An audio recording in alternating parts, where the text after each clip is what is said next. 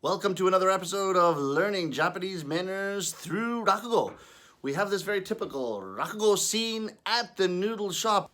Udon ya, Mr. Udon seller. Ah, yes, sir, can I help you? Yeah, one bowl of udon, please. Ah, yes, coming right up, sir. Oh, thank you. Whoa, looks delicious. That's very hot.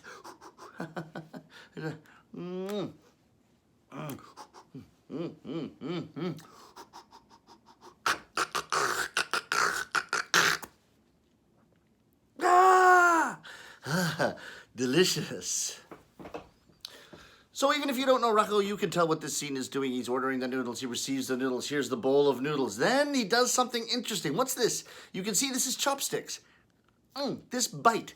What is that? You have something in Japanese called waribashi. If you've been to a Japanese restaurant, you might have experienced these before. A lot of the Japanese restaurants just gives you a pair of hashi or a pair of chopsticks. But if you have the less expensive ones, the disposable ones, they are attached. I'll use two fans here to show you they're attached here, right? Or here, as it were, or here, basically at the end. So you have to snap them apart.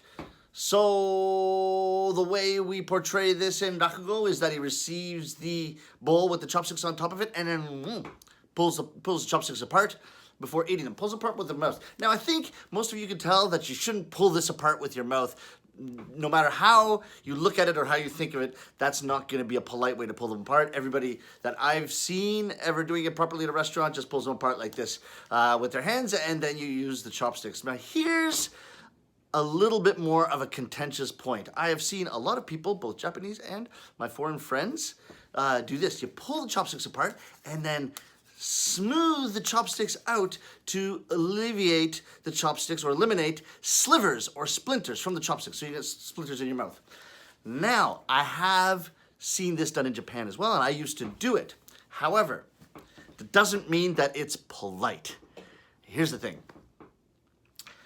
You may see this in Japan, older guys getting together with the guys at a very, very casual izakaya restaurant. They pull it apart while they're talking. Oh yeah, looking forward to eating tonight. And they're doing that almost as a little bit of a habit. It's not a good habit. You will see these same people, these same, let's say, group of guys, if they're with their seniors, if they're at a formal occasion, if they're at a wedding, certainly if they're with their wives or their daughters, they will never do this.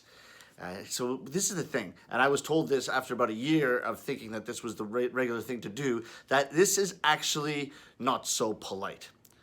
So number one, no chopsticks actually have slivers on them. I have never heard of any person, Japanese or foreign, saying they took a Japanese waribashi or splittable chopsticks and just started eating and gotten splinters from them. Okay, so this is number one, it's a myth. Number two, it's just apparently quite rude. Now, it's not the guys in the izakaya that are gonna give you a hard time because they might be the ones that are doing it, but there's something in Japan called time, place, occasion, or in Japanese, TPO.